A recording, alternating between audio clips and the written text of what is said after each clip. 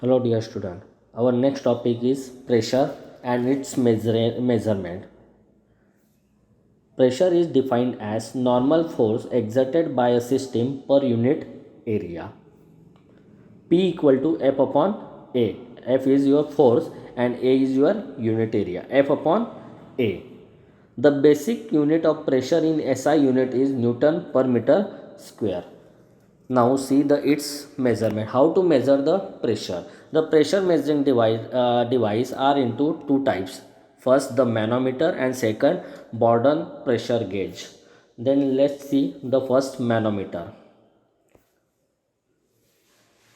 The figure shows a U-tube manometer. The liquid used is usually mercury in the tube. One side of the manometer is usually connected to the vessel where the pressure of the fluid is to be measured, and other end of is open to atmosphere. The first A figure shows that the pressure inside the vessel is atmospheric since it is open to atmosphere, and so it is pressure on mercury in the open limb. It is obvious that the level of mercury will be same in both limbs of manometer.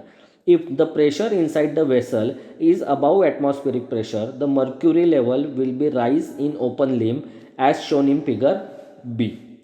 The difference in level of mercury will represent the difference in pressure in the vessel and the atmospheric pressure. The height h in centimeter of Hg represent the gas pressure in the vessel. Now see the diagram C shows the case if the pressure inside the vessel is less than atmospheric pressure. In such a case, the mercury level will rise in the left limb and the difference height h centimeter in mercury level will be represent the negative gauge pressure. Absolute pressure of a gas refers to actual pressure of a gas inside the vessel. The absolute pressure in a vessel is determined by adding the atmospheric pressure to the gauge pressure.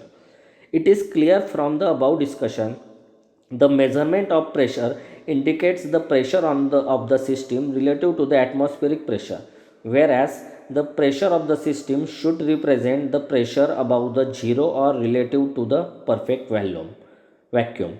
The pressure measured relative to perfect vacuum is called as absolute pressure, and the pressure measured relative to the atmospheric pressure is called as gauge pressure. In other words, the absolute pressure is the sum of gauge pressure and atmospheric pressure. That is, absolute pressure is equal to gauge pressure plus atmospheric pressure. Therefore, in case when the gauge pressure is negative, see the diagram C, refer the diagram C, the gauge pressure is frequently designated by positive number called vacuum. For example, 30 centimeter vacuum will be 76 minus 30 divided by 76 equal to 0.605 bar absolute pressure. Now see the next pressure measuring device, that is Bourdon pressure gauge. See the diagram of Bourdon pressure gauge. It is a elliptical scale. See the pinon and needle measure pinon and needle arrangement is there. There is a gear system link E. Now see the diagram shows the sketch of Bourdon pressure gauge. It consists of bent tube of an elliptical cross section, a calibrated scale, pinon and gear arrangement. One end A of a tube is shielded, and its motion is transmitted to the pinon through the link E and gear. The other end B of a tube is open through which the fluid pressure is transmitted to the tube. The Bourdon gauge measures the difference of a pressure inside the tube and atmospheric pressure. The bent tube tends to unbend when the subject to fluid pressure. The deformation of a tube is transmitted from end A to the pinon, and the needle will show the gauge pressure of the fluid on calibrated scale. Hello dear student. Our next topic is similarity between heat and work. First, both heat and work exist in transit and these are never possessed and contained in the system. Second similarity, both heat and work refers the boundary phenomenon. Third, both heat and work are path function.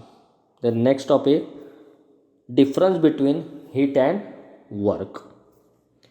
First difference, heat can only be transferred when there is a difference of temperature between the system and surrounding. While work transfer can take place even without change in temperature between the system and surrounding. Second difference, in constant volume process, though the displacement work cannot take place, however heat can be transferred.